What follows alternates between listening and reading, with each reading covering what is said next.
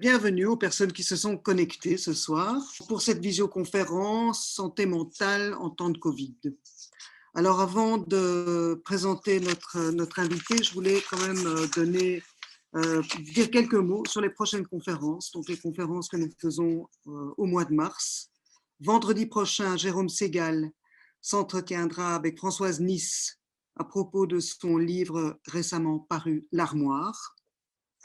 Et le vendredi 26 mars, une soirée sur quelle suite donner au procès Maouda avec Benoît van Kersbilk de la Défense internationale des enfants et Selma Ben Khalifa, l'avocate des parents de Maouda. Ce sera présenté par Antonin Morio.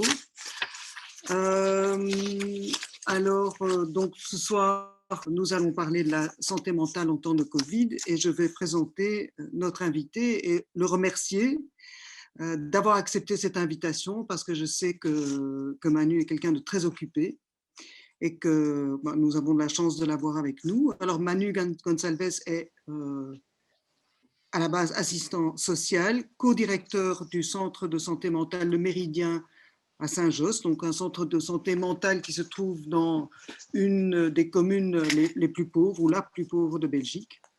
Il est également président de la Ligue bruxelloise de santé mentale. Il est clinicien. Donc avant de passer la parole à Dominique qui va poser la première question à Manu, je rappelle qu'on peut à tout moment poser une question dans le petit carré Q et R qui se trouve en bas de votre écran et que ces questions, je les lirai un petit peu plus tard, peut-être soit à la fin de la conversation ou en cours de conversation selon ce qui se présente. Voilà. Oui, ben moi la première question que j'aimerais te poser, Manu, c'est en fait une définition de la santé mentale que tu as donnée dans un article social et santé mentale, une cristallisation illustrée par la crise sanitaire, un article que tu as écrit avec Yachem Sami et qu'on mettra en ligne quand on mettra en ligne la vidéo. Et la définition de la santé mentale que tu donnes, c'est celle du psychiatre Jean Furtos. Une santé mentale suffisamment bonne, c'est la capacité de vivre et de souffrir dans un environnement donné et transformable, sans destructivité, mais non pas sans révolte. C'est-à-dire la capacité de vivre avec autrui et de rester en lien avec soi-même, mais aussi d'investir et de créer dans cet environnement, y compris des productions atypiques et non normatives. Donc, est-ce que tu peux nous rappeler un petit peu ce qu'est la santé mentale à partir de cette définition que tu estimes certainement très importante? Oui, merci. Et bonsoir à toutes et tous. Oui, c'est merveilleux de démarrer sur cette définition de la santé mentale qui est une parmi d'autres, qui est très éloignée en même temps de celle qui est portée par l'OMS, mais qui au Méridien est une définition qui nous parle beaucoup parce que il y a des mots dans cette définition qui sont précieux. Il y a le mot révolte, il y a le mot atypique, il y a le mot non normatif. Et donc, c'est vraiment le choix par cette définition de termes qui évite qu'on ne récupère la santé mentale du côté d'un projet qui serait celui d'une remise en conformité des individus par rapport à la société. Et on sait que la société, elle est toujours traversée par des groupes qui portent leurs propres impératifs et que dans la nôtre, les impératifs, par exemple, de production et de consommation sont assez centraux. Et donc, de défendre une idée de la bonne santé mentale qui soit quelque chose où on n'est pas, où peut se transformer dans l'environnement, où on peut être transformé aussi par l'environnement, mais sans être détruit, sans vouloir détruire, mais pas sans révolte et en produisant des choses qui ne sont pas normatives, qui peuvent être atypiques. C'est vraiment, je pense, quelque chose qui est important pour les intervenants au service de santé mentale, le Méridien. Et d'ailleurs, ce n'est pas par accident que nous avons rencontré Jean Furtos, parce que le Méridien a toute une histoire un peu particulière, donc je vais peut-être vous brosser en quelques mots l'histoire du méridien, parce qu'elle est peut-être elle aussi atypique. Quelque part, le méridien, c'est la mise en place dans un quartier populaire, vous l'avez dit, dans la commune la plus pauvre de Belgique, d'un service de santé mentale, de soins en santé mentale. Et le méridien, il existe de par la volonté d'une série de personnes, et dont un psychiatre, le docteur Charles Burkel, qui a, lui, défendu, a pensé, a voulu que les soins en santé mentale soient des soins aussi pour les populations précaires, pour les populations populaires, pour les populations aussi métissées, puisque Saint-Josse, en plus d'être la commune la plus pauvre de Belgique, est aussi la commune où il y a le plus d'idiomes qui sont utilisés, où il y a plusieurs communautés qui se croisent. Et donc, Charles Burkel, entouré de quelques collègues, Joël Conroth, Marie-Cécile Henriquet et d'autres qui m'échappent à l'instant et je m'en excuse, Luc Collinet, par exemple, ont vraiment voulu faire une approche en santé mentale dans ce quartier. Alors, il y a aussi eu toute une démarche chez eux, c'est qu'ils ont été apprendre ailleurs, ils se sont informés, ils ont construit cet outil qui allait devenir le service de santé mentale Le Méridien, qui existe maintenant depuis 89 et qui regroupe aujourd'hui une quarantaine de personnes en son sein, des psychiatres, des psychologues, des logopèdes, des assistants sociaux. Mais donc la volonté de départ de ces 4 personnes et de bien d'autres très rapidement, parce qu'ils ont agrégé, ils ont ramené d'autres personnes, c'était celle-là. Après, ils se sont beaucoup appuyés sur un courant en santé mentale qui est extrêmement fécond et précieux, parce que c'est aussi un courant qui articule la question de la santé avec la question du politique, c'est la psychothérapie institutionnelle. Et la psychothérapie institutionnelle, c'est encore aujourd'hui la colonne vertébrale du service de santé mentale, le Méridien. Et c'est quelque chose qui, pour nous, fait pleinement sens. Et donc, le Méridien, aujourd'hui à Bruxelles, c'est un des 22 services de santé mentale de la COCOF. Je devrais dire un des 24, parce qu'en réalité, il y a 2 services qui n'ont toujours pas d'agrément et qui pourtant travaillent depuis des années. Alors, qu'est-ce qu'un service de santé mentale?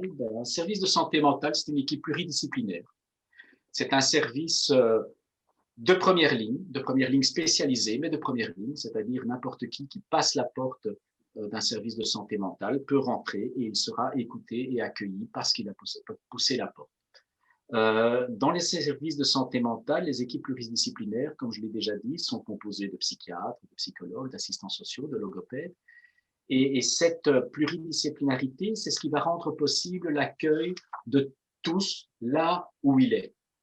Alors certains rentrent par la question sociale, d'autres rentrent parfois même frontalement par la question psychiatrique, d'autres par la question psychologique, mais voilà, elle est là. Mais ces équipes pluridisciplinaires, c'est aussi ce qui permet de prendre quelqu'un dans sa globalité et pas se focaliser sur ce qui est sa difficulté, son symptôme, son point d'accroche. C'est d'ouvrir la compréhension qu'on a de ce qui lui arrive et de ne pas l'enfermer non plus dans une seule lecture de ce qui lui arrive. Donc, c'est dans les 2 sens. Les équipes pluridisciplinaires des services de santé mentale se sont étoffées au fur et à mesure des années.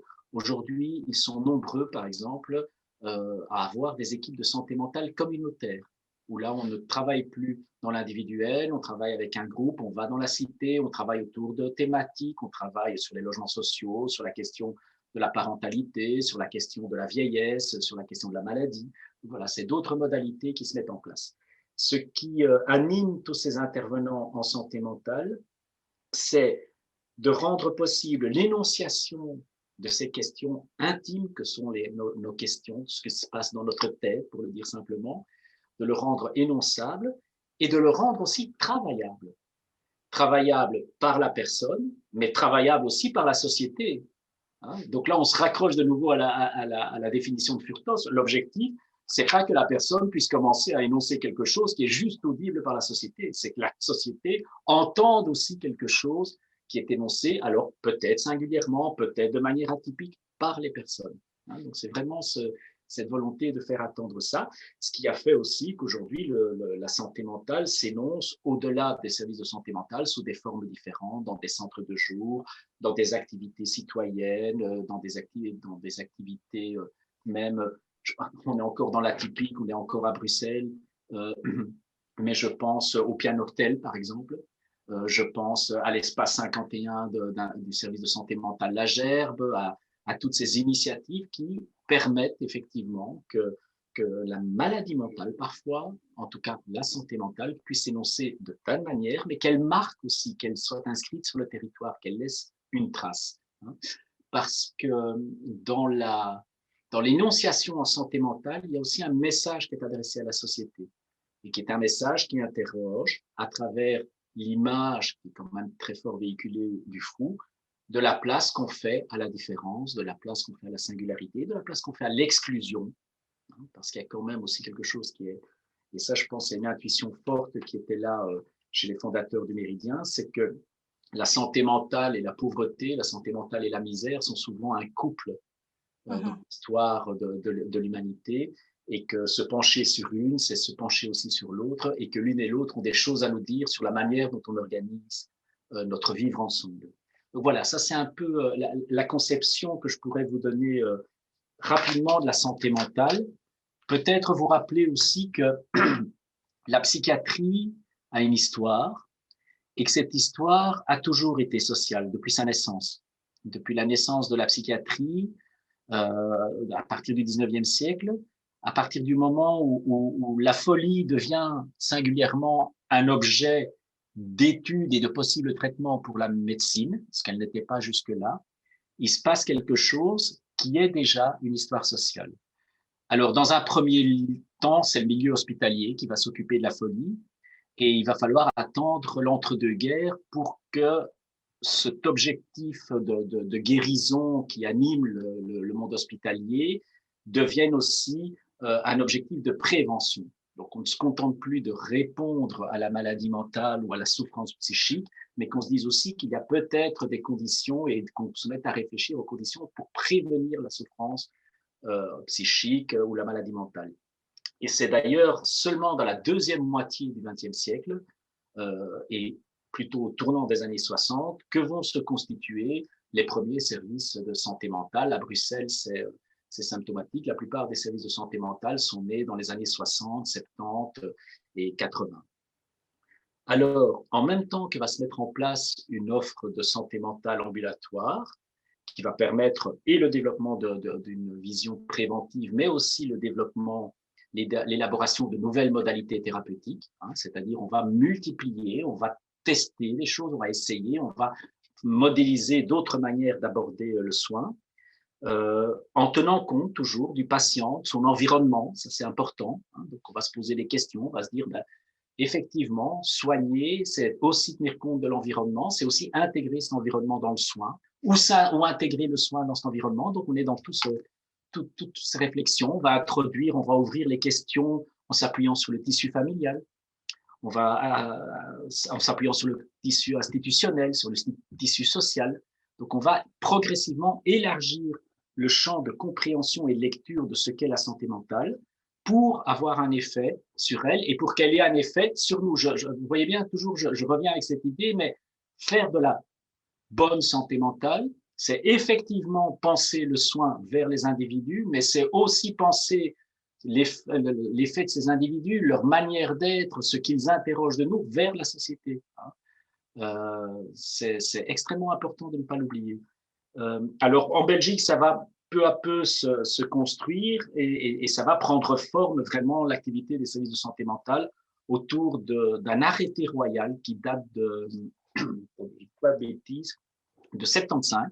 C'est l'arrêté royal de 75 qui est le premier à organiser les centres de santé mentale, qui leur donne enfin une identité, une forme juridique. Depuis, il y a eu de nombreux décrets.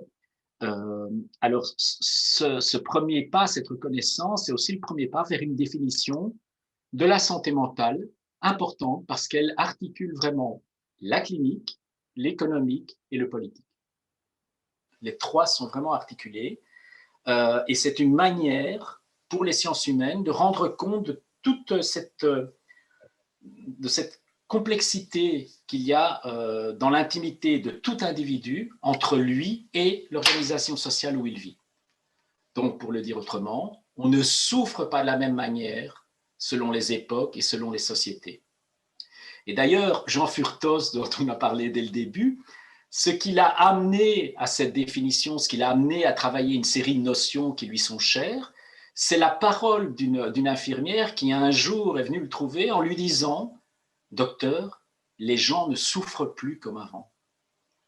Et donc, ce jeu, il ne souffre plus comme avant, est devenu pour lui une interrogation, non pas du côté uniquement des gens, mais de se dire qu'est-ce qui a changé autour d'eux pour que la souffrance ait changé. Et donc, Jean Furtos est toujours attentif aussi à ce qui produit, à ce qui fait souffrance dans le social.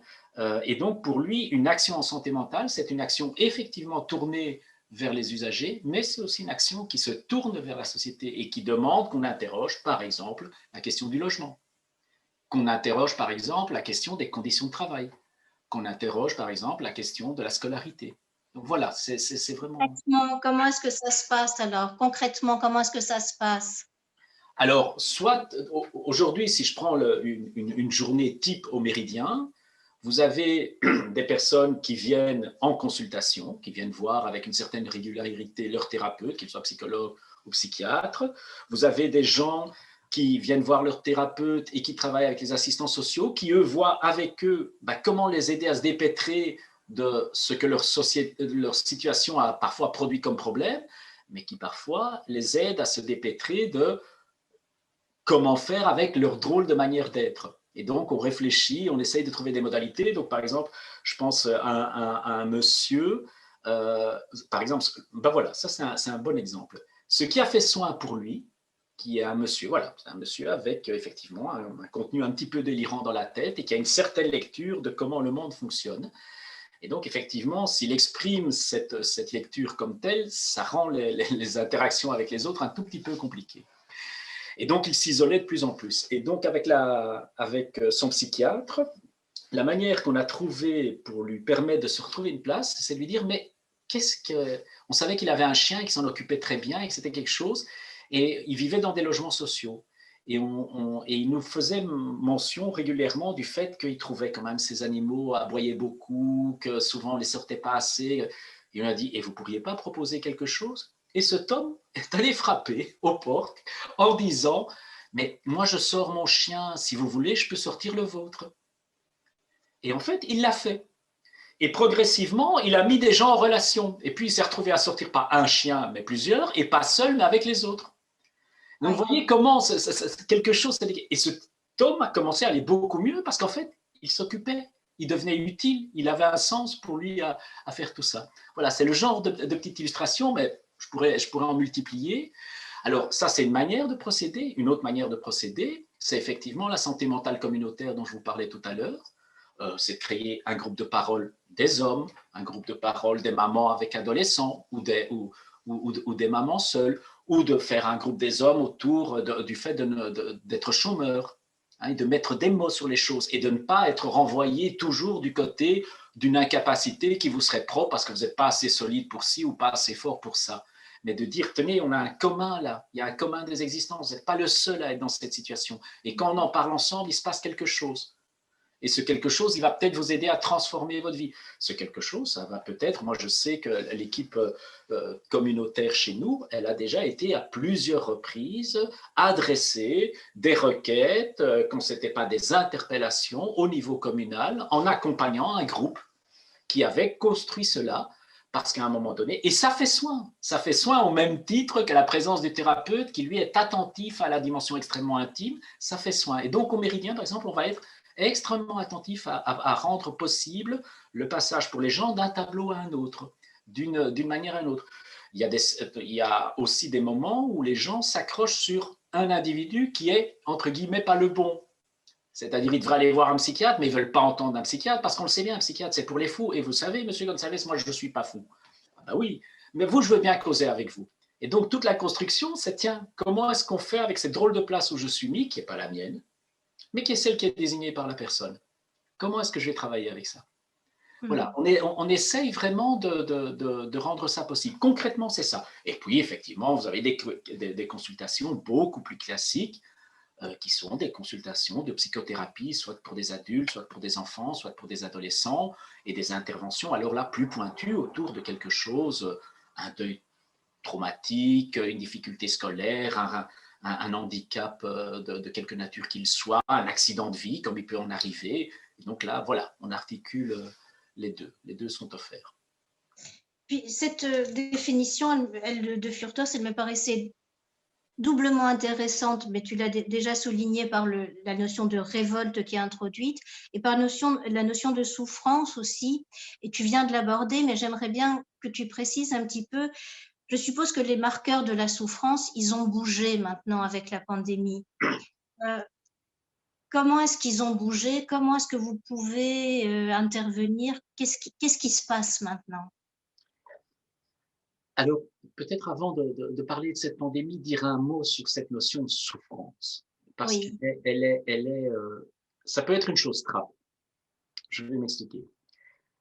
Euh,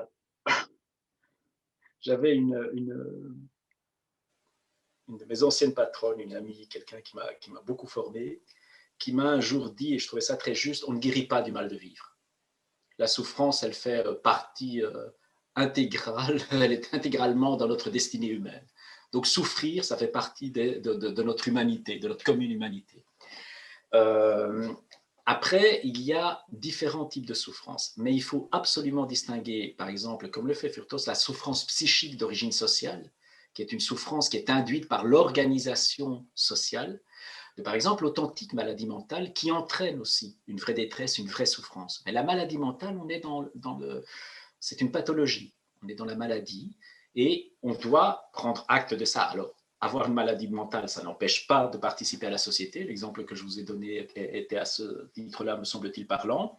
Mais ça demande une attention particulière. Hein, et ça demande de pouvoir être là avec les gens. Ça ne les empêche pas de... Enfin, nous, on a des gens qui ont d'authentiques maladies mentales et qui ne sont pas médiqués. Et moyennant des contacts, un encadrement, une attention, bah, ça suffit. Il y en a pour qui il faut une médication. Mais ça, on est dans le champ de la maladie mentale.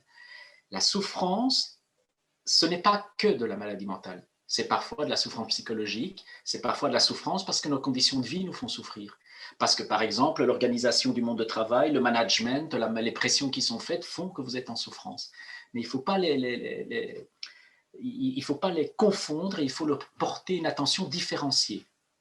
Pas plus à l'une qu'à l'autre, mais différenciée, parce que je pense qu'elles n'ont pas besoin de même type de réponse, même si elles peuvent avoir à certains moments besoin de la même attention. Et alors, pour en revenir maintenant à ce que nous traversons tous, effectivement, c'est loin d'être anodin ce qui nous arrive depuis un an. Et quand je me dis ce qui nous arrive, c'est un vrai nous, ça nous arrive mondialement, c'est-à-dire de tous les côtés que l'on regarde, autour de nous très directement, dans nos vies très directement aussi, mais partout dans le monde, nous sommes tous soumis à un changement, vraiment, à une modification importante, profonde et très longue de nos manières de vivre. Ce n'est pas sans effet. Alors, je pense qu'aujourd'hui, on peut se dire que les capacités d'adaptation psychique des populations, elles ont été largement éprouvées. Elles ont été largement éprouvées parce que c'est tout notre rapport à notre environnement, à ce qui d'ordinaire structure nos vies. Hein, on se lève le matin, on prend le bus, on va travailler, on rencontre des gens, on les croise sur un quai. Tout ça a disparu, a été réduit ou même a été arrêté pendant tout un temps. Et en fait, tout cet ordinaire structurant, c'est rassurant. Ça donne un aspect d'habitude, de normalité. Ça vient rappeler que des choses sont, en tout cas dans notre tête, comme possiblement toujours là, éternelles, et c'est rassurant quelque part. Mais tout ça a été bouleversé. Mais ajouter à ça le décompte quotidien du nombre de décès, les mesures sanitaires qui sont égrenées, qui parfois se contredisent. On dit un jour une chose et puis le lendemain autre chose. Les confinements, la fermeture de tous les espaces collectifs, de travail, d'apprentissage, de rencontres, qui nous ont renvoyés à l'isolement, à la solitude, qui ont aussi restreint nos libertés de façon énorme. Enfin, on l'oublie peut-être à certains moments, mais on est sous couvre-feu. Oui. Il y a des couvre-feux, c'est quand même pas anodin. Et puis, ça a renvoyé certains d'entre nous à la violence d'un entre-soi et parfois à la violence tout court. Hein. Je pense qu'il faut quand même le répéter, il y a des victimes qui se sont retrouvées, qui se retrouvent encore enfermées avec leur bourreau. Donc voilà ce qui s'est passé depuis mars 2020. Euh, il y a aussi, je pense, eu cette menace de mort imminente, comme ça, qui pèse un peu au-dessus de la tête de tout le monde, parce que effectivement, on a peut-être eu l'impression au début que c'était une maladie, une crise, le Covid-19 qui n'allait s'attaquer qu'aux plus faibles et aux plus âgés d'entre nous, mais force est de constater qu'en réalité, il peut élargir sa fourchette et donc la crainte, la menace de mort imminente, elle est, je pense, présente chez beaucoup d'entre nous. Et donc, tout ça, depuis 1 an, ce sont de véritables épreuves psychiques. Il faut les appeler comme telles, c'est des épreuves psychiques. Chaque mois, chaque semaine a apporté un lot de difficultés qui prend des formes variées. Hein. D'abord, ça a été un nouveau variant, puis un deuxième variant, puis une augmentation, puis ça se stabilisait, et puis les vaccins qui arrivent mais qui n'arrivent pas, qui sont délivrés mais qui ne sont pas. Tout ça, c'est des petits éléments qui alourdissent les choses et qui font que les déséquilibres de cette pandémie dans la société, je pense qu'ils pèsent et qu'ils vont peser lourd et longtemps. En fait, la liste de tout ce qui nous a manqué, elle est vraiment longue. Qu'est-ce qui nous a manqué? Il nous a manqué le soutien familial. Je veux dire, dans la réalité, la plupart d'entre nous, on a dû se recroqueviller sur notre cellule familiale, hein, sur la fameuse famille nucléaire, mais les frères, sœurs, cousins, tantes, beaux-parents, tout ça, ben, on ne sait plus par téléphone, on ne les voit plus, en plus on doit les protéger, donc on ne peut pas les voir, on va voir ses parents, on leur fait des signes derrière leur fenêtre, donc vraiment, il y a eu quelque chose qui a disparu, mais aussi les liens amicaux, la rencontre fortuite, toute simple avec une personne, comme ça peut arriver à chacun de nous au détour du café ou du sandwich qu'on allait ouvrir, ou sur un quai, ou en attendant son bus, ou en se promenant, enfin voilà. Hein. Qui d'entre nous, enfin moi je me disais la fois passée, ça fait une éternité qu'il n'y a plus un gamin qui s'est écrasé contre mes jambes parce que je me promenais en ville et qui courait. Vous voyez, ce genre de petite rencontre qui fait tout le sel de l'humanité où on est dans une interaction, mais ça a aussi mis à mal la solidarité qui pourtant existe dans toutes les sociétés et sur lesquelles d'habitude on s'appuie pour faire face à une difficulté de vie, à une détresse, à un deuil, à une séparation ou simplement pour décompresser. C'est tout ça qui a disparu en très peu de temps. Et donc, ça dure depuis 12 mois. Et ce qu'on commence à voir maintenant, c'est qu'à tout ça s'ajoute une fatigue. Une fatigue, un épuisement, même pour certains, parce que cette crise, elle dure. Parce que cette crise, elle reste pleine d'incertitudes. Et que donc, on entend quand même que pour beaucoup de gens, ça devient l'impression d'un sentiment, d'un cauchemar sans fin. Il n'y a pas de fin. On peut tenir en se projetant, en se disant, je dois tenir jusque-là. Mais quand le jusque-là n'est pas lisible, n'est pas énonçable, ça devient très, très difficile. Donc aujourd'hui, je pense que nous sommes tous là-dedans. Et nous faisons tous comme on peut là-dedans. Alors, il y a des conditions qui permettent de tenir mieux. Si on a la chance d'avoir un appartement ou une maison spacieuse, si on a la chance d'avoir un jardin, si on a la chance d'être à proximité d'un espace vert, c'est sans doute plus facile que si on vit dans un appartement en étant nombreux et dans un petit appartement, ou si on vit au cœur de ville où il n'y a pas d'espace vert, ou, voilà, ou si on est à mobilité réduite, ou si l'âge nous empêche de. Vous voyez, donc je pense qu'il y a tous ces éléments-là. Mais on sent bien qu'on pouvait se dire, tiens, mais les jeunes, par exemple, ils ont tous leurs réseaux sociaux, leurs écrans, ils vont rester en lien même s'ils sont chez eux. Eh bien non, ils pâtissent et ils pâtissent très fort et ils souffrent. Ils sont parmi ceux qui souffrent le plus parce que tout jeunes derrière leurs écrans et la représentation qu'on se fait d'être derrière un écran, ils savent la valeur d'une rencontre, d'être à côté de quelqu'un, de le côtoyer, de marcher avec lui, de s'asseoir quelque part et de faire du bruit ensemble. Et ils ont perdu tout ça. Et donc, ils en souffrent énormément, je pense.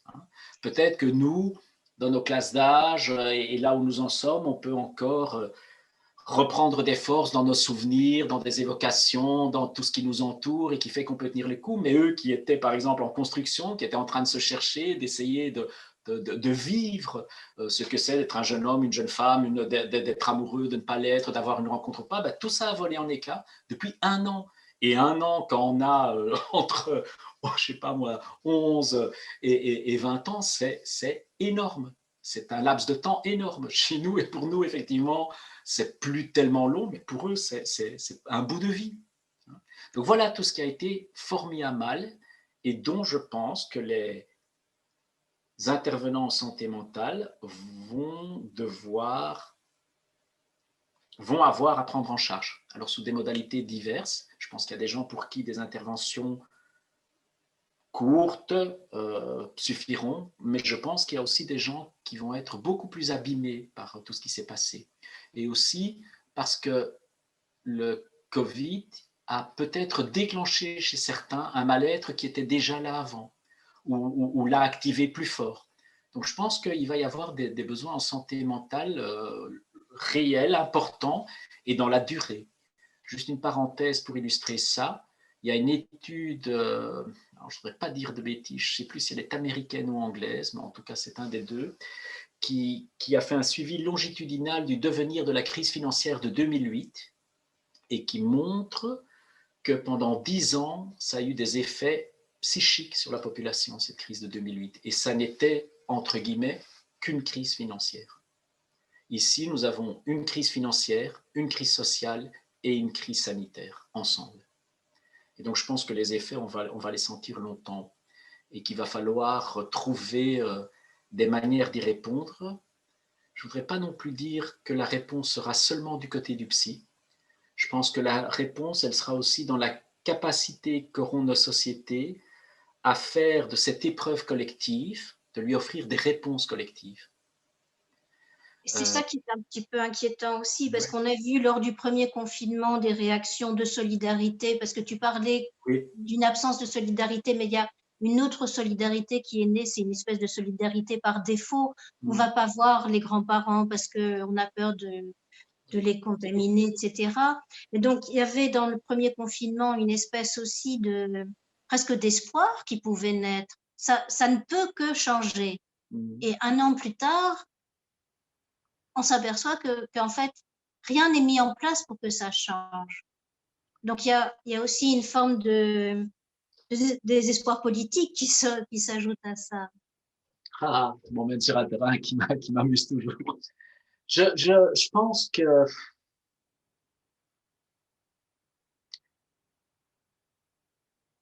il me semble que s'il y a une erreur politique qui a été faite, c'est de vouloir être dans la maîtrise et de faire croire qu'on pouvait maîtriser.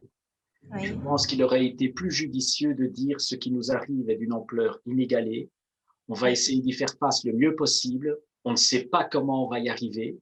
Et de pouvoir parler de ça. Je pense que ça aurait été beaucoup plus audible par la population et ça aurait pris soin davantage de la population que de tenir des discours qui sont quand même, il faut le dire, un petit peu culpabilisants. Hein. Ne vous rencontrez pas, restez à distance, surtout ne vous approchez pas, tout dépend de vous. Attendez, d'abord ce Covid, il ne dépend pas, c'est pas nous qui l'avons fait venir ce Covid. Ce Covid, c'est aussi, pour le rappeler, le résultat de certains choix de société au niveau mondial. Hein. C'est qu'à force d'empiéter sur le vivant, le vivant, il est arrivé chez nous. Et donc, voilà, c'est aussi de ça dont il est question. Il faudrait juste se le rappeler.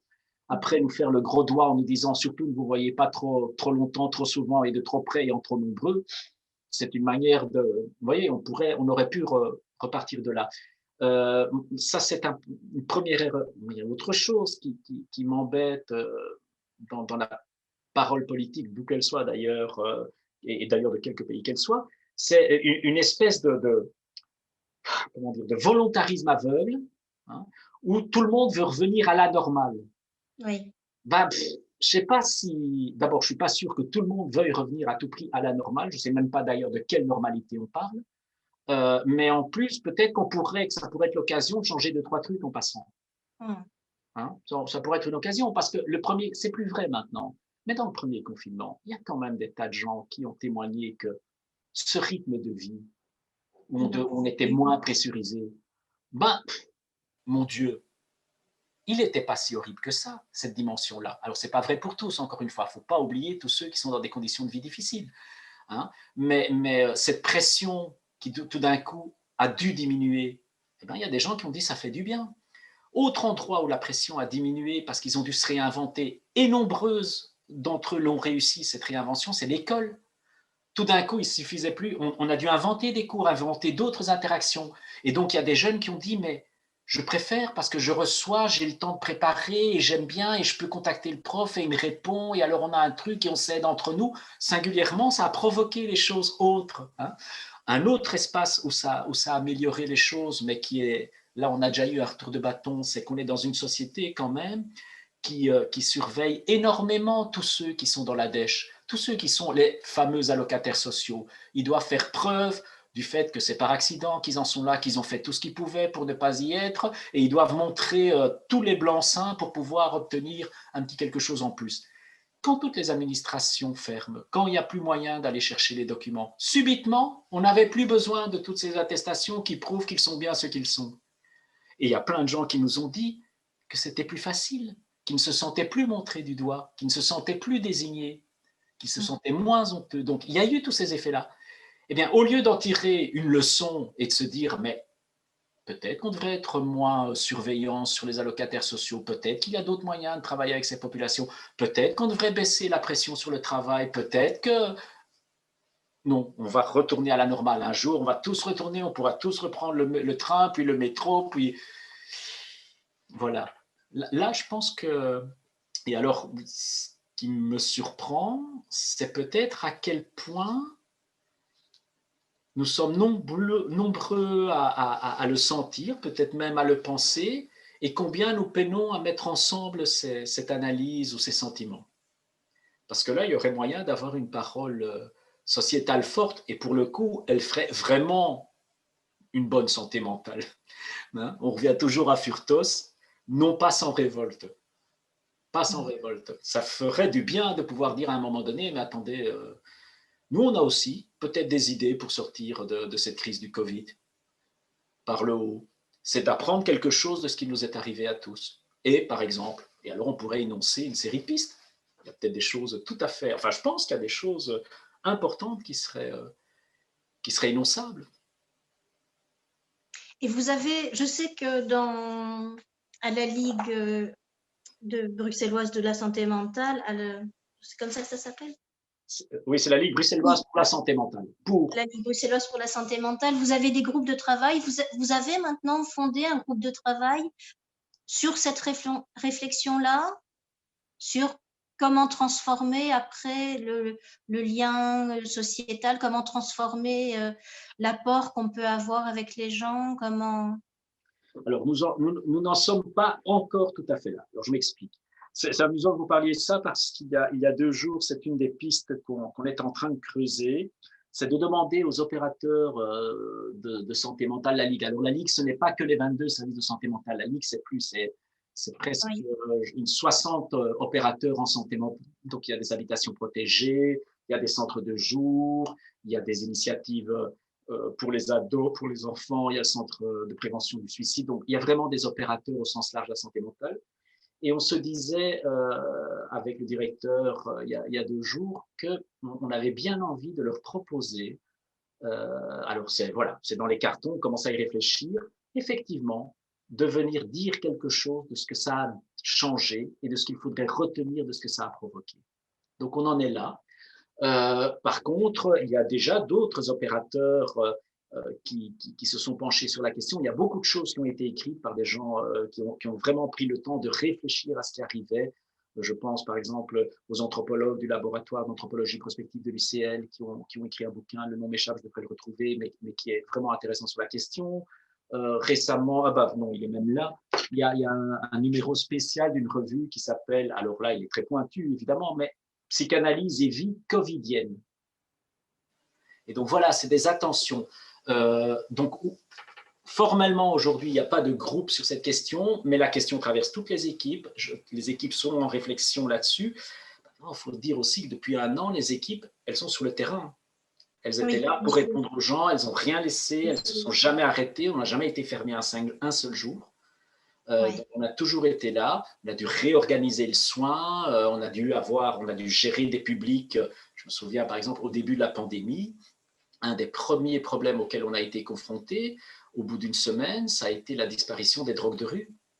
Il n'y avait plus rien, plus aucun produit en rue. Et donc, on s'est retrouvé avec des tas d'usagers de drogue qui avaient besoin de leurs produits et qui ont débarqué massivement. Donc, on a dû les gérer. On avait les SDF On s'est retrouvé avec des choses difficiles. Donc voilà, depuis un an, je pense que les gens sont sur la brèche, mais il est temps, je vous rejoins complètement, il est temps d'en dire quelque chose de notre point de vue, et il serait temps d'en dire quelque chose de tous les points de vue. Je pense que l'institution école, par exemple, devrait dire des tas de choses. Je pense que les institutions syndicales devraient, à travers ce qu'elles ont observé dans le monde du travail, dire des tas de choses. Et ce serait bien de mettre tout ça ensemble. Oui, effectivement. J'avais une question qui peut paraître éloignée, mais que je vais quand même poser. Ce n'est pas la première épidémie non plus. Il y a eu des épidémies sur le continent africain, il y a eu le SRAS, il y a eu aussi le sida. Est-ce qu'on a tiré des leçons du sida, par exemple? La dernière fois que j'ai rencontré les militants d'ACT UP, c'était au Festival des Libertés, il y a, à mon avis, pas loin de 10 ans. Et ils n'étaient pas tout à fait heureux de ce que c'était devenu. Non, ça, j'imagine. Ils n'étaient pas tout à fait heureux de ce que c'était devenu. Je pense que si je les ai bien compris, si mes souvenirs sont clairs, je pense que le plus grand reproche qu'ils avaient à faire, c'était qu'à un moment, ils sont désappropriés de tout le savoir qu'ils avaient construit, de tout le discours politique aussi qu'ils avaient construit autour de la maladie, autour de son mode de transmission, autour des populations qu'elle touchait, de la ghettoisation, de la manière dont ils étaient accueillis à l'hôpital. Donc, je pense que ça a évolué certainement, mais ils sont certainement déçus qu'une évolution fasse que la question n'est plus à l'agenda. Or, la question aujourd'hui du sida, elle est devenue assez seconde, quand je dis seconde, on devrait peut-être la mettre bien plus loin dans le classement. Il ne reste pas moins que le sida continue d'exister, qu'il pose des questions particulières, il touche des populations particulières. Donc, voilà, on apprend. Qu'apprend-on pendant les crises? J'ai l'impression qu'on apprend à les gérer, mais on ne prend jamais le temps de s'arrêter sur ce qui a fait qu'une crise a pris une ampleur et s'est installée comme ça durablement chez nous. Qu'est-ce qu'elle dit de la manière dont nous fonctionnons? Et je vous le dis, pour moi, la plus grande crainte de cette épreuve que nous sommes en train de traverser, c'est qu'on n'en fasse rien d'autre que de dire on a réussi, on a perdu que. On est combien maintenant? 3 millions de morts, une histoire comme ça? Et qu'on se gauze de ça, au lieu de se dire, mais c'est pas arrivé par hasard ce truc, et c'est pas non plus pour rien qu'elle s'est développée comme ça, et elle nous a dit des choses. J'ai l'impression que ce travail-là, il risque de passer à la trappe, et ce sera bien dommage. D'où l'importance, effectivement, que tous ceux qui ont été impactés, ce qui veut dire aujourd'hui à peu près tout le monde, toutes les strates de la société, en disent quelque chose. Et on pourrait le faire, hein. Il ne faut pas forcément savoir écrire. On pourrait, je ne sais pas, moi, organiser des dispositifs sur les communes pour que les gens expriment sous des formes ou d'autres. On est en train, au Méridien, on a un projet qui a été subsidié par notre ministre de la Santé vers les jeunes pour lesquels on était très inquiets. Et ça illustre ce que je veux dire. Et ça se fait sous forme, c'est une collaboration avec le Théâtre des Tanneurs et des soignants chez nous, et on accueille des jeunes et on travaille avec eux, tout ce que ça a produit chez eux. C'est des jeunes qui se sont reclus, c'est des jeunes qui sont vraiment en grande détresse par rapport à tout ça, des jeunes entre 12 et 17 ans. Et un des modes d'expression, c'était de dessiner, hein, sur des grands panneaux. Alors vraiment, c'est des murs entiers, on utilise l'espace et tout. Et un des jeunes a dit, mais moi, je ne sais pas dessiner. Et non seulement je ne sais pas dessiner, mais je n'ai pas envie de dessiner. Par contre, je sais te dire des choses. Et l'artiste a dit, bah, alors, dis-les-moi, et moi, je vais les écrire. Et en les écrivant, elle a fait un dessin. C'est-à-dire, avec ses mots, avec ses phrases à lui, elle a fait le dessin d'un masque géant. Et quand vous lisez toutes ces phrases, tous ces mots que ce jeune homme a alignés, elles sont extrêmement précieuses. Ben voilà, on pourrait trouver des modalités d'expression qui fassent qu'il n'y ait pas que les gens qui soient capables de tenir une plume ou qui savent parler en public, qui aient quelque chose à dire, hein, mais que tout le monde puisse témoigner à sa manière sur ces modalités de ce qui s'est passé. Et encore une fois, je pense que ça ferait soin et ce serait un acte politique important, majeur. Oui, mais les psychiatres parlent aussi de traumatisme pour cette période. Et effectivement, qu'est-ce qu'on fait des traumas? Comment est-ce qu'on les exprime? C'est une des questions essentielles. Alors, moi, je ne suis pas psychiatre, donc je ne vais pas m'avancer très très loin sur cette question, mais en tout cas, le trauma, le soin à y apporter, c'est une réponse rapide. Mm.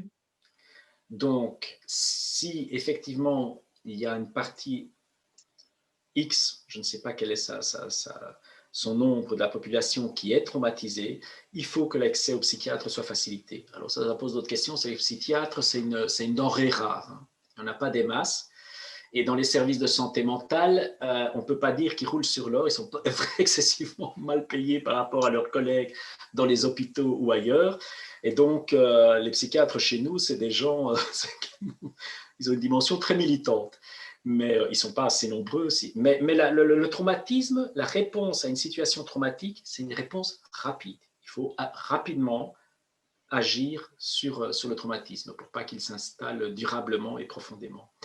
Maintenant, je pense que pour des tas de gens, ouvrir un espace où ils peuvent dire ce qui leur est arrivé, et encore une fois, penser à une verbalisation collective, à des modalités collectives d'énonciation sous des formes diverses de ce qui nous est arrivé, ça suffira. Ce qui permettra qu'on s'occupe alors de ceux pour qui ça ne suffira pas. Ils existeront aussi, mais on devrait pouvoir différencier. Mais voilà, je n'irai pas plus loin parce que ça, je préférerais avoir un collègue psychiatre qui serait bien plus judicieux et qui dirait en plus certainement moins de bêtises que moi sur le traumatisme. Mais en tout cas, la notion sur le trauma d'intervenir rapidement, elle est juste. Oui. Peut-être qu'on peut laisser la parole aux questions maintenant, Lucie. Ok, ben, il y a quelques questions. Peut-être je vais un petit peu grouper. Donc, il y a une question très pratique, c'est savoir si quelqu'un qui est étranger à la commune de Saint-Josse, quelqu'un qui ne réside pas à Saint-Josse, peut venir au Méridien. Alors aujourd'hui, c'était vrai il y a des années, c'est plus le cas aujourd'hui, parce qu'en fait le nombre de demandes est tellement important que tous les SSM se sont resserrés sur leur territoire. Donc au Méridien, on va travailler avec des gens qui viennent de Saint-Josse, de Scarbeck et un petit bout de Bruxelles-Mille. Après, quand on regarde les statistiques du Méridien, on a des gens qui viennent d'autres communes, mais c'est en fait parce que les gens ont bougé.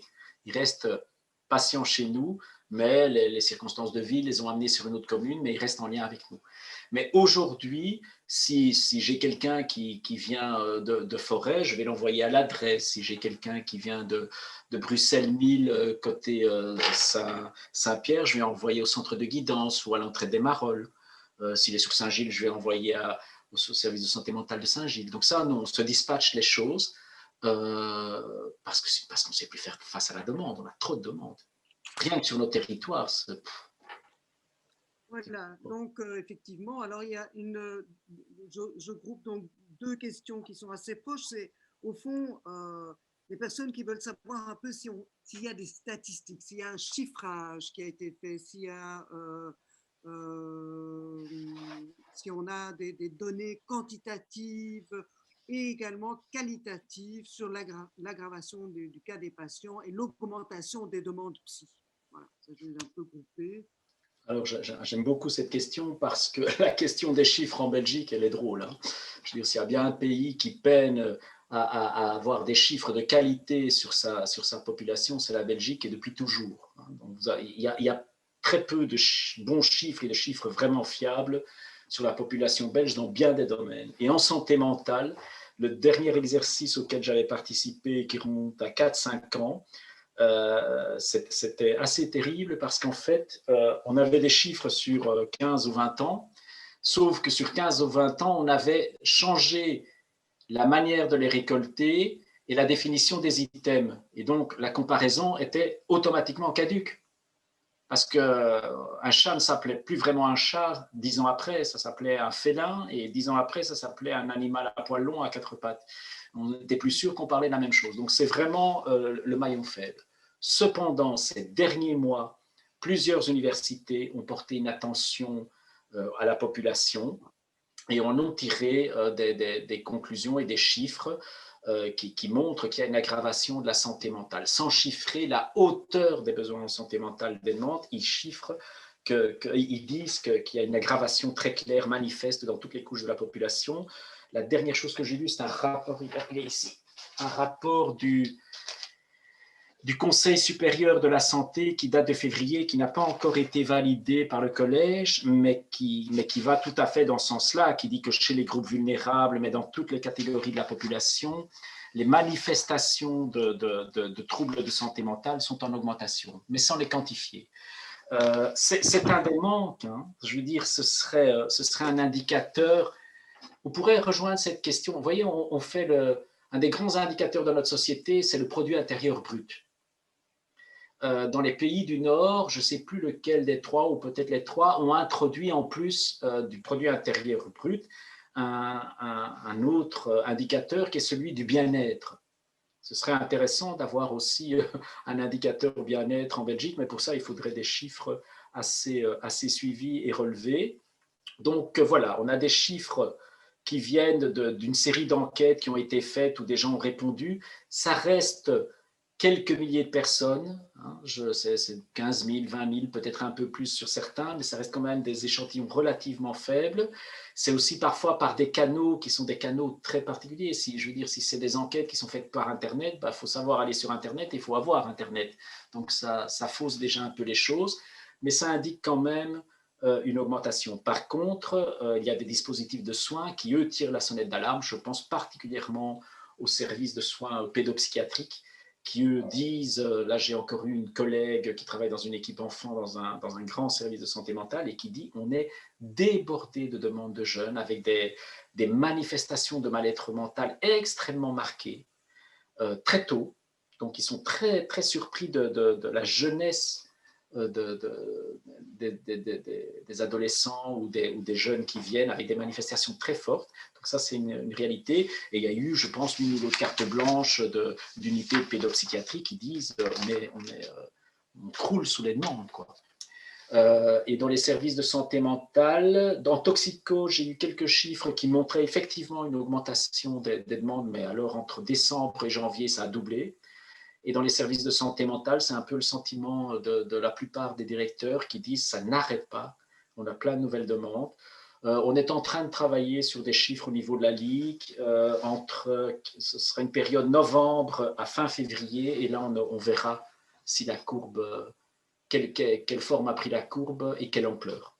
Mais ce n'est pas encore clôturé. Ils sont en train le sociologue. Là, la courbe des demandes, excuse-moi. La courbe des demandes, oui, d'accord. La courbe des nouvelles demandes, oui. Qui augmente. Mais on est en train de faire. Voilà, donc il y a plusieurs autres questions.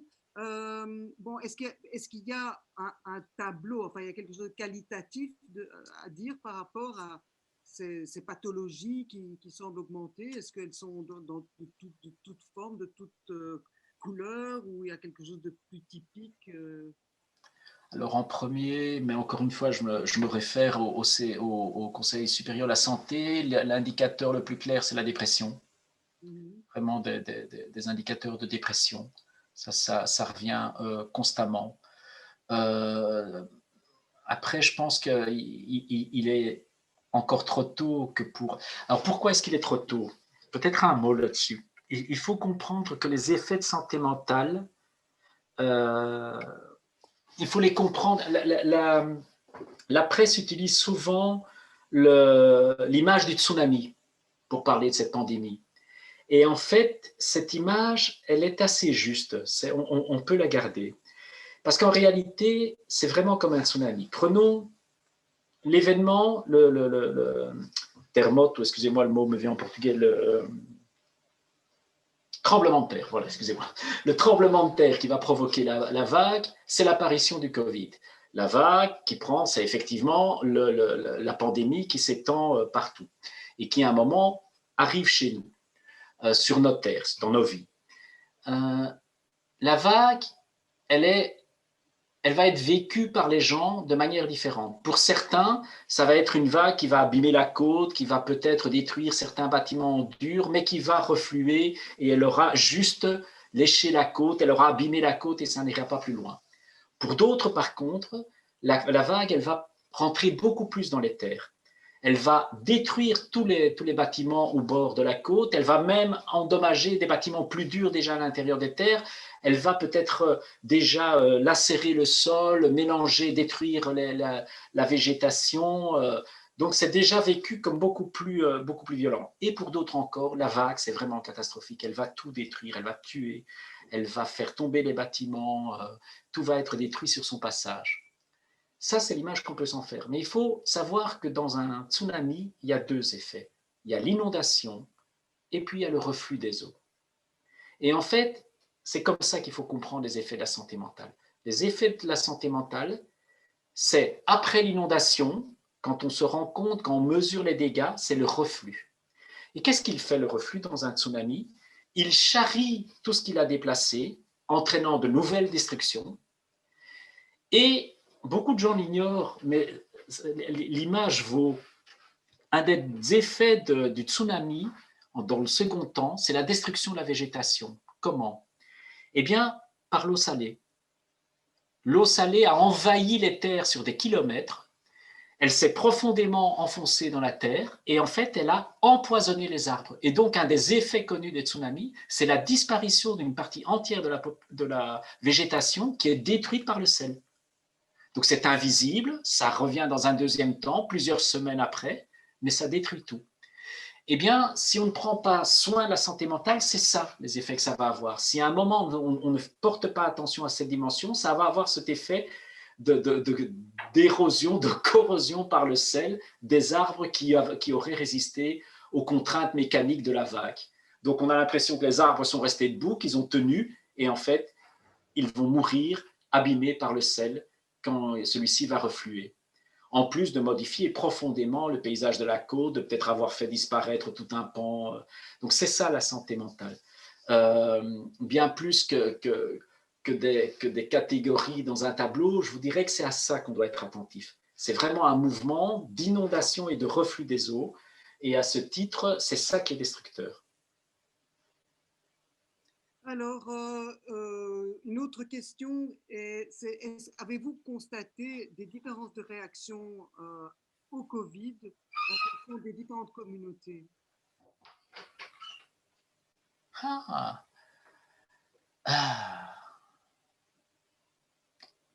Je n'oserais pas trop m'avancer sur la question.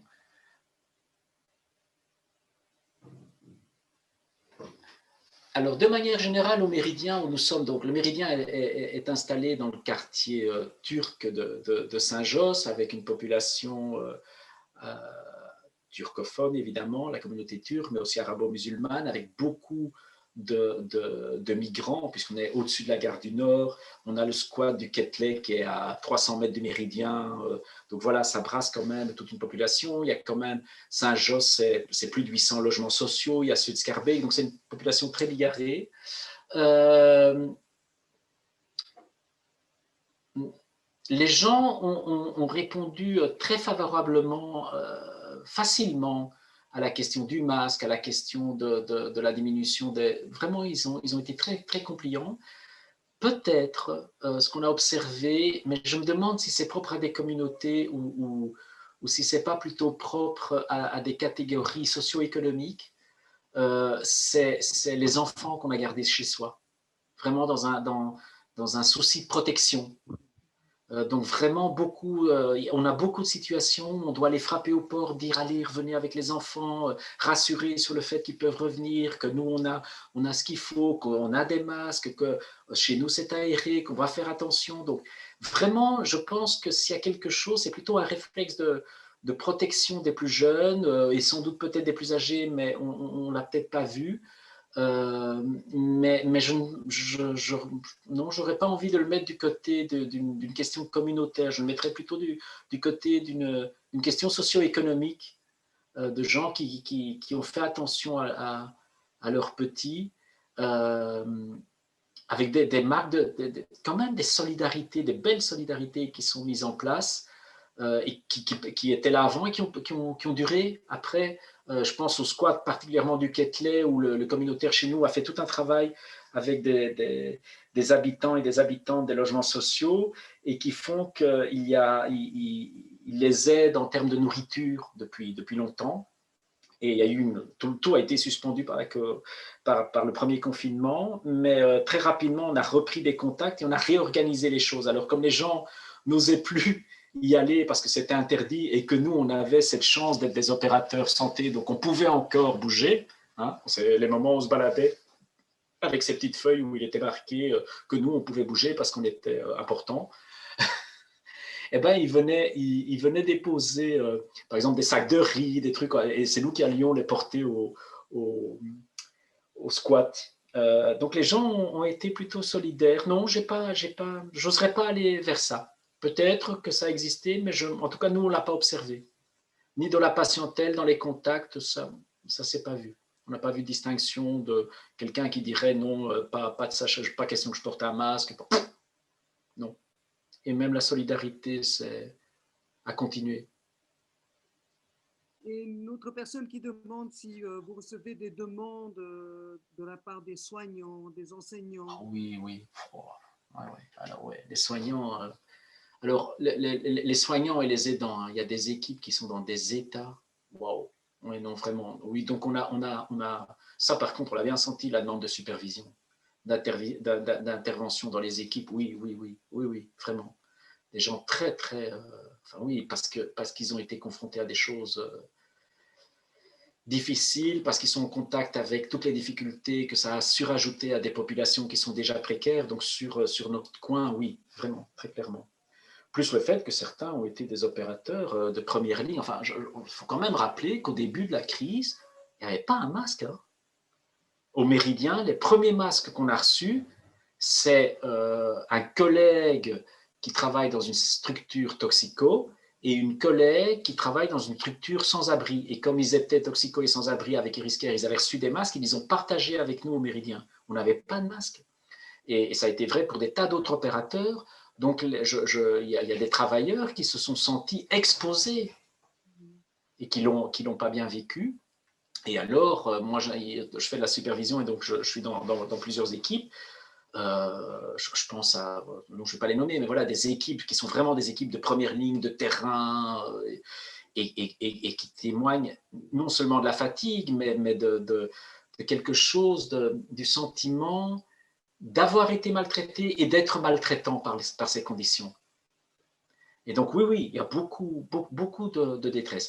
Alors, dans les écoles, on est en train, j'en parlais cet après-midi avec une intervenante de chez nous, Nathalie Thomas, qui est très, très, notre madame communautaire, santé mentale communautaire, qui fait vraiment un travail remarquable sur ces questions et qui est en train de faire un montage où elle va essayer de rendre possible la rencontre entre parents et enseignants, parce qu'effectivement, le sentiment de part et d'autre, c'est qu'ils n'arrivent pas à communiquer et que ça provoque des dysfonctionnements autour des enfants.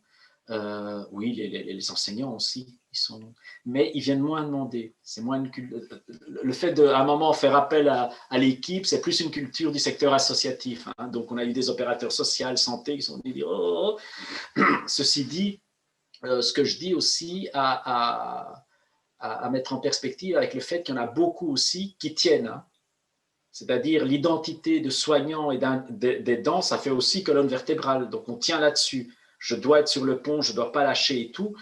Alors ça a permis de faire le gros dos sous le premier confinement. Au bout d'un an, ça commence à faire très très mal au dos. Et donc oui, il y a des manifestations de détresse. Ouais. Alors ici, quelqu'un écrit qu'il y a eu un déblocage de 27 millions d'euros de l'État pour la santé mentale. Chouette. Oui, Où est-ce qu'ils sont? Et c'est mis. Alors, est-ce que le récent déblocage de 27 millions d'euros de l'État pour la santé mentale pourrait alléger un peu le grand nombre de demandes que vous avez ou ce budget ne vous concerne pas directement? Voilà. Non, ce budget ne nous concerne pas directement. Ça, cette question met le doigt sur quelque chose de très difficile. C'est que en Belgique, la santé reste une matière fédérale avec certaines particularités qui sont régionales. Et nous sommes les matières personnalisables, donc nous sommes régionales.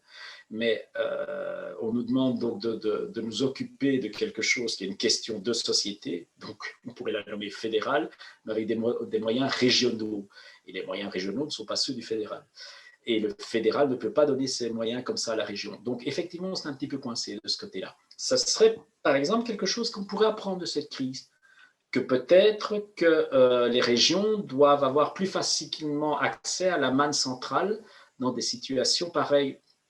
En réalité, enfin bon, là vous m'emmenez sur un terrain où je ne parle que pour moi. J'ai un peu de mal avec l'idée d'une santé régionale, d'une santé fédérale, de différents niveaux de pouvoir. La santé devrait être la même pour tous les habitants de Belgique, point à la ligne. Hein, s'il y a une défense qui reste fédérale et qui s'occupe de tout le pays, si on a le sentiment que pour défendre son pays, on doit le faire tous ensemble, il me semble que pour prendre soin de sa population, on doit le faire tous ensemble aussi. Voilà, point. Mais je pourrais vous dire le même discours sur les allocations familiales. Hein. Pour moi, un enfant du Nord, un enfant du Sud ou un enfant du Centre, c'est le même. Hein. Donc, il faut arrêter. Mais bon, voilà, là, vous me faites rentrer. Enfin, vous me faites pas rentrer. C'est moi qui vais sur un terrain qui est effectivement les questions que je me pose sur la manière dont on régionalise certaines matières. Je pense qu'on a fait le tour des questions. Voilà. J'en ai encore une petite. Ah, d'accord. Une dernière pour la route. C'est ça, exactement. Une dernière pour la route. Tu parlais tout à l'heure de soignants qui avaient l'impression d'être maltraitants. Est-ce que c'est pas malheureusement une tendance généralisée des soignants pour le moment?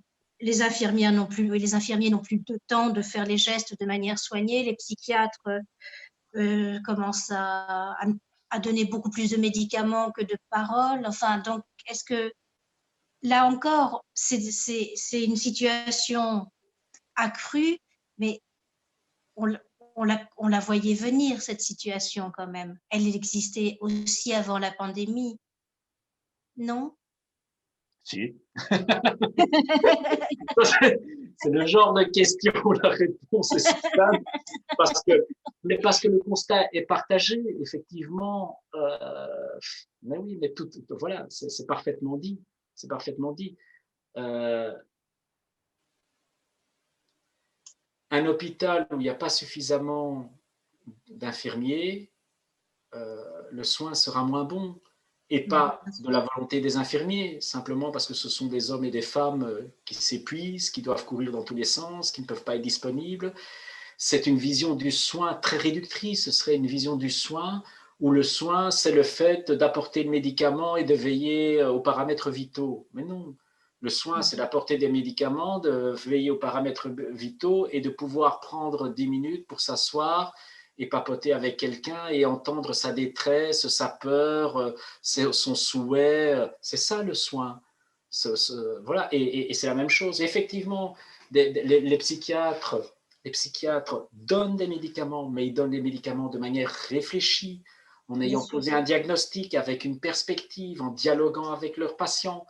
Mais le médicament n'est qu'une partie du soin. L'autre partie du soin, c'est cet homme ou cette femme qui rencontre un patient, qui s'adresse à lui, qui lui demande comment on va faire, qui réfléchit avec lui à que faire de sa maladie, de ses productions, qui lui propose d'autres scénarios que les seuls qu'il a devant la tête, qui lui propose aussi des alternatives aux soins. C'est ça un bon soignant en santé mentale aussi.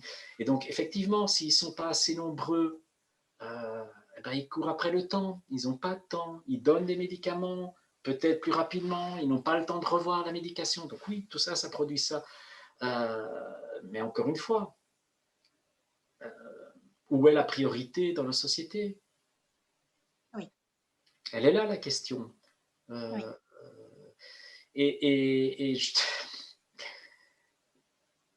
j'ai un peu, j'ai un peu de mal à me défaire de l'idée que ce qui mobilise tellement les gouvernements, ce ne soit que le souhait de nous protéger, de protéger nos vies. Je pense que ça l'est. Ce serait leur faire un mauvais procès que de dire que ça ne l'est pas. Mais je pense que pour de nombreux opérateurs, ça passe aussi par sauver des champs entiers économiques sans se questionner sur comment faire économie autrement. je suis pas en train de dire qu'il faut se passer de l'économie, je suis en train de dire, en tout cas oui, j'ai passé l'âge, je l'affirme clairement, il faut faire économie autrement. De l'économie qui provoque de la détresse, de la souffrance et du malheur chez les humains, il y a un problème dans la maison, il y a un problème. Ça ne va pas. Et c'est la même chose pour le soin. Et donc, effectivement, vous avez raison, ces soignants qui viennent nous dire « je deviens maltraitant », c'est des bons soignants, parce qu'ils ont gardé cette conscience et ils viennent nous dire « ça ne va pas, je ne suis pas là pour faire ça ». C'est Christophe Dejour, retenez ce nom, c'est vraiment, c'est aussi je tiens quand même à le dire, parce que le Méridien est un carrefour, la direction du Méridien et ses fondateurs, Charles Burkel, Marie-Cécile, tous ces gens ont toujours eu à cœur de rendre possible les rencontres. Et une des rencontres, entre autres, bien d'autres, tout aussi intéressantes, Furtos, Benassayag, mais aussi Christophe Dejour, ça a été de rencontrer. Christophe Dejour, lui, il parle d'une souffrance éthique. Il parle d'une souffrance éthique. Et il dit la souffrance éthique, c'est quand dans vos métiers, vous êtes amené à faire des choses que votre morale, que vos valeurs réprouvent. Et il dit, c'est de plus en plus le cas. Il va plus loin, il dit, nous sommes dans une société où la valeur principe, c'est la trahison. C'est terrible de dire des choses pareilles. Ouais. Furtos a aussi des mots très très durs sur notre société, mais qui doivent être entendus. Furtos, il dit, aujourd'hui, si on continue comme ça, comme soignant en santé mentale, on sera là pour attester, pour simplement attester de la disparition du sujet. Je pense que les acteurs de la santé mentale n'ont pas pour vocation, en étant des soignants, d'être là pour attester que quelqu'un a disparu comme sujet. Mais de plus en plus, on en est rendu là. Et il y a une notion, comment est-ce qu'il s'appelle, Marc-Henri Soulet, c'est un Français mais qui travaille en Suisse, qui est terrible dans son énonciation, mais qui, je crains, dit quelque chose de vrai. Lui, aujourd'hui, il en est à parler de travail social palliatif. Palliatif. Ce n'est pas un mot neutre, un travail social palliatif. Et il va même plus loin, il dit, aujourd'hui, on fonctionne avec une logique du tri. Ceux où on se dit, il y a encore un petit quelque chose à faire, et ceux, et il les appelle comme ça, qui sont les gueules cassées du système. Les gueules cassées comme ceux de la Grande Guerre de 14-18 qui revenaient avec un bout de mâche et dont on ne savait plus rien faire parce qu'ils étaient traumatisés ou tellement, voilà, qu'il n'y avait plus de place pour eux dans la société et qu'on laissait mourir à petit feu. Et ben, Marc-Henri Soulet, il dit ça. Il dit aujourd'hui, dans le système tel qu'il est organisé, il y a des gueules cassées et il y a des gens à qui on demande de faire du travail social palliatif. Eh bien, de la même manière que pour un soignant, c'est insupportable de se dire qu'il est là pour attester la disparition d'un sujet, pour un travailleur social, c'est insupportable de se dire qu'il est là pour faire du travail social palliatif. Le travail social, il a pour vocation de permettre à quelqu'un de se réapproprier les rênes de sa vie. C'est le but du travail social, c'est l'émancipation. Mais on en est là. Ouais. Je vous ai plombé l'ambiance là sur ce coup. C'était une dernière question qui plombait un peu, désolée. Qui nous pousse au travail, quoi. Ah ouais. Non. Ah, écoute. Lucie, je ne vous pousse pas au travail. Je ne vous pousse pas au travail parce que je crois, en tout cas, mes collègues, les opérateurs, tous ceux que je rencontre, ils sont au travail depuis des années. Ils n'ont jamais lâché le mort. Non, je crois que je nous pousse à la révolte. Oui, ça y est, on est revenu à Furtos. Mais je voudrais peut-être d'abord te remercier, Manu, parce que voilà, c'était très, très riche et oui. on a encore du chemin à faire. Et j'avais aussi, donc on avait parlé de mettre le lien à ton article qui est paru récemment, hein, dans la revue Pour Vérité. Voilà. Donc, le lien entre santé mentale et travail social. J'avais aussi envie d'attirer l'attention sur une vidéo faite par Céline Nieuwenhuis, donc secrétaire générale de la Fédération des services sociaux, qu'on trouve sur la page Facebook de la Fédération des services sociaux, où elle parle de son travail quand elle a été appelée comme experte pendant le gouvernement de Madame Wilmès. Et elle explique assez clairement les difficultés qu'elle a rencontrées et qu'elle rencontre et comment ça fonctionne finalement ce gouvernement ou l'ex-gouvernement fédéral.